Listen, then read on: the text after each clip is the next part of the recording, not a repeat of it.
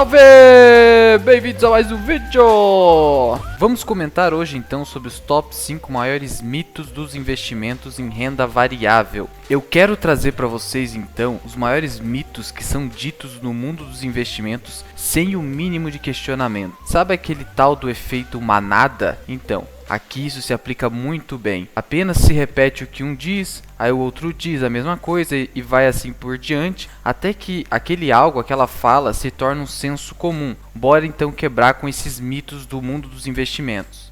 Primeiro mito: investir no exterior é melhor do que investir no Brasil. Talvez um dos maiores mitos que o senso comum dos investimentos que se tem por aí é de que investir no exterior, principalmente nos Estados Unidos, é muito melhor do que investir no Brasil. É certo que os Estados Unidos possuem a maior cultura do empreendedorismo do planeta e que mais da metade da sua população investe em renda variável. Contudo, tais circunstâncias não são suficientes para se determinar a preponderância absoluta do investimento no exterior em detrimento do Brasil. Nosso querido Luiz Barsi, por exemplo, já comentou uma vez que as empresas brasileiras são muito mais baratas do que as empresas dos Estados Unidos. E de fato o Barsi tem razão, já que no livro Investindo em Ações no Longo Prazo, de Jeremy Siegel, é citado que nos Estados Unidos a média do preço sobre lucro, que é o PL, das empresas listadas em bolsa é de aproximadamente 15, o que significa que, na prática, você precisa, para obter um retorno do seu investimento, de aproximadamente 15 longos anos de espera, considerando os lucros obtidos por aquela empresa. Já no Brasil, por exemplo, os bancos, nossos bancões, nenhum deles hoje tem um PL de 15, como é a média dos Estados Unidos, estando todos abaixo, o que denota, é claro, que as ações brasileiras possuem um maior desconto em relação às ações dos Estados Unidos. Para te provar o que eu estou falando, veja aqui então todos os PLs dos principais bancos. Banrisul, Banco do Brasil, Santander, Banco Bradesco e Itaú. Mesmo sendo empresas do setor financeiro das maiores do país, nenhuma delas atinge um PL acima de 15 ou mesmo 15. Não bastasse isso, como cita o Barsi, é muito raro encontrar empresas dos Estados Unidos que negociem abaixo do seu valor patrimonial, o VPA. Já no Brasil, não é difícil encontrar empresas nessa situação. Cito como exemplo o Banco do Brasil e o Banrisul. Olha só o preço sobre valor patrimonial do Banrisul e do Banco do Brasil, abaixo de 1, ou seja, negociados abaixo do seu valor patrimonial. No mesmo sentido, para o setor de educação, por exemplo, temos a Cogna, que está sendo negociada a 0,6 no seu patrimônio.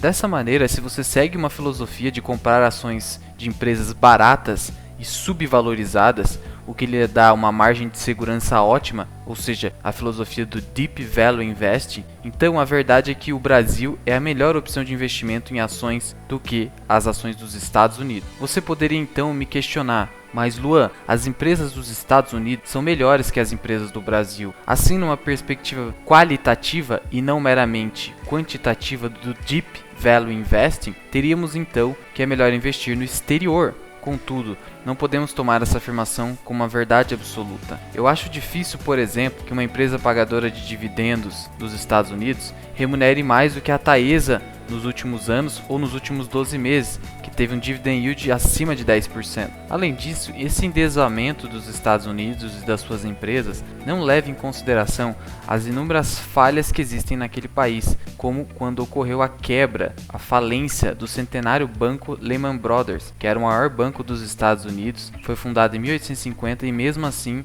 não foi insuscetível a uma falência. Falência esta que sequer o Fed, o Federal Reserve, conseguiu conter. Por isso, cuidado com esse pensamento de manada de que os Estados Unidos é perfeito e que as empresas lá não quebram, que isso não é verdade. Até o Lehman Brothers, que era como se fosse um banco Itaú aqui do Brasil, sofreu falência e o governo não pôde fazer nada para contê-la. Próximo mito: a compra de cotas de fundos imobiliários te deixam dono dos imóveis daquele fundo. Outra coisa comum que vemos por aí é de que comprar fundos imobiliários te deixam dono daquele imóvel. Outro mito que vemos por aí é de que comprar cotas de um fundo imobiliário o tornam proprietário do imóvel que é de propriedade daquele fundo. Eis aqui mais outro mito. Isso porque, pela disciplina da Lei Federal 8.668 de 93, que trata dos fundos imobiliários, os bens são adquiridos pela instituição financeira que administra o fundo e passam então a integrar o CNPJ do fundo. Logo, quando você adquire cotas do fundo, você adquire apenas as cotas, você não compra parte do imóvel que é do fundo. Dessa forma, você se torna apenas dono das cotas daquele fundo. O fundo é que é dono do imóvel. Podemos citar como exemplo quando você investe em um fundo qualquer de investimento em ações, que investe na Petrobras. Nesse caso, não é tecnicamente correto afirmar que você se torna dono das ações da Petrobras por ser dono de cotas do fundo. Você só é dono das cotas do fundo. Este sim, o fundo, é dono das ações da Petrobras. Tanto é verdade que você não se torna dono dos imóveis do fundo imobiliário, que o artigo 13 desta lei que eu citei diz o seguinte: o titular das cotas do fundo de investimento imobiliário não poderá exercer qualquer direito real, que é o direito sobre coisas, sobre bens, sobre os imóveis e empreendimentos integrantes do patrimônio do fundo, o que significa e reforça que você não se torna dono daquele imóvel, o dono é o fundo. Terceiro mito: investir em renda fixa é mais seguro do que investir em ações. Esse aqui então é daqueles mitos que é até difícil de você demonstrar o contrário. Primeiro, eu preciso te dizer que de fato, no curto prazo, a renda fixa é muito mais segura do que a renda variável, especialmente investir em ações. Mas no longo prazo, essa afirmação se torna uma falácia, já que as ações batem feio o investimento em renda fixa. Você já deve ter sentido na pele como a inflação come o poder de compra do seu dinheiro. A renda fixa, no longo prazo, apenas mantém o seu poder de compra, vencendo por muito pouco a inflação, que hoje aqui no Brasil é o IPCA. Já o investimento em ações faz com que você tenha ganhos reais no longo prazo, muito acima da inflação, principalmente reinvestindo os dividendos conseguidos com aquela ação. De novo, citando o livro Investindo em Ações no Longo Prazo, ele demonstra que o retorno da renda fixa ao longo de 200 anos, por exemplo, perde feio para as ações, mesmo com uma média anual de 6% de retorno pelas ações. O que significa que as ações, mesmo rendendo apenas 6%, bate feio o rendimento da renda fixa. Basta olharmos novamente para o exemplo do nosso querido Barsi. Sempre investiu apenas em ações. O bicho é tão bravo que nem mesmo nunca colocou seu dinheiro em renda fixa para fins de reserva de oportunidade ou reserva de emergência. E olha no que deu. Hoje ele está alcançando a marca de quase 4 bilhões de reais investido em ações. Como ele mesmo diz, a renda fixa na verdade é a perda fixa, porque ela só acompanha o poder de compra ou sequer atinge os níveis da inflação. Quarto mito: comprar boas empresas basta para se manter seguro nos investimentos. Um mito ainda bastante presente é o de que se o investimento é para o longo prazo, então comprar uma empresa boa, independentemente do preço que ela se encontra, é suficiente para ter sucesso no mundo dos investimentos. Porém, a falácia por trás disso é que não se pode comprar algo bom a qualquer preço. Algo até pode ser ótimo, mas se estiver caro, não vai lhe dar lucros.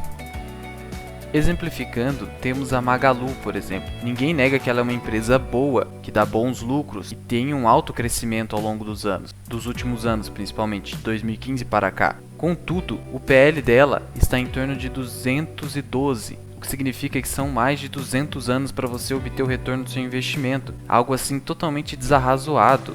Afinal, você não quer esperar 212 anos para ter o retorno dos seus investimentos. Com um PL dessa magnitude, da Magalu, a qualquer momento pode vir uma pressão vendedora fortíssima e o preço então despencar. Dessa forma, o risco do seu dinheiro derreter em pouco tempo é muito grande, porque você comprou uma ação cara. A mesma situação ocorre com a VEG hoje, cujo PL é de 54 anos para você obter o retorno dos seus investimentos com base no lucro que é dado pela empresa. Algo assim que não dá para aceitar se você é um investidor de longo prazo, de comprar boas empresas a qualquer custo, a qualquer preço. O risco neste caso será extremamente acentuado e você não quer correr riscos desnecessários, não é mesmo?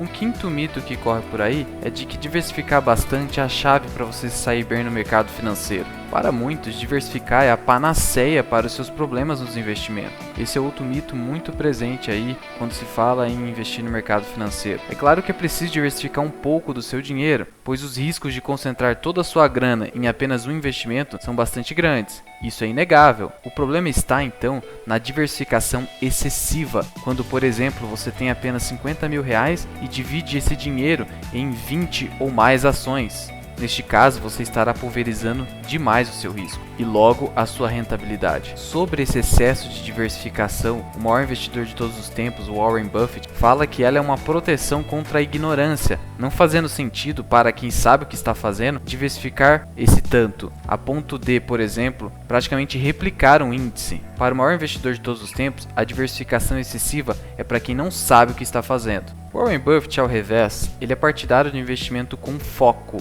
ou seja, concentrado, de modo que se o investidor encontrar uma oportunidade, ele deve focar neste investimento, agarrar a oportunidade, já que as oportunidades na vida são escassas, e não ficar pulverizando seu dinheiro a ponto de sua rentabilidade ser medíocre. Portanto, se você for sair diversificando, é mais fácil então comprar cotas de um fundo de investimento, que por trás tem um gestor com mais experiência no mercado do que você, investidor. Geralmente ele vai ter mais experiência do que você, já que ele é alguém qualificado para ser um gestor. Dessa forma, antes de investir, selecione e estude muito bem as poucas empresas que você irá colocar no seu portfólio de investimentos e fuja da diversificação excessiva. Não sou eu que estou dizendo, mas o grande Warren Buffett. Eu não vou ser hipócrita de dizer que eu nunca incorri nesse erro do excesso de diversificação, mas hoje eu corrigi esse erro. E, por exemplo, eu com mais de 200 mil reais investidos aqui em ações brasileiras, eu tenho apenas 9 ações. Eu tenho o Banco do Brasil, BTG, mas o valor que eu tenho em BTG é bem baixo. Tenho Cogna, tenho Copel, tenho Oi, tenho Santos Brasil, tenho Petrobras, Taesa, Transição Paulista, Taurus e o Soluções. Ou seja, com 200 mil reais eu tenho 9 empresas, sendo que algumas delas, por exemplo, Taurus, o valor investido é muito baixo, Santos Brasil muito baixo. Eu concentro a maior parte do meu patrimônio, por exemplo, em Taesa, porque ela dá um maior retorno, principalmente em dividendos. É isso então, pessoal. Se você concorda com o vídeo, comenta aqui pra gente da Mirai, compartilhe esse vídeo para que seu amigo entenda mais sobre os mitos do mercado financeiro. Eu sou o Luan, esse é o canal Mirai Investing e até o próximo vídeo. Fui!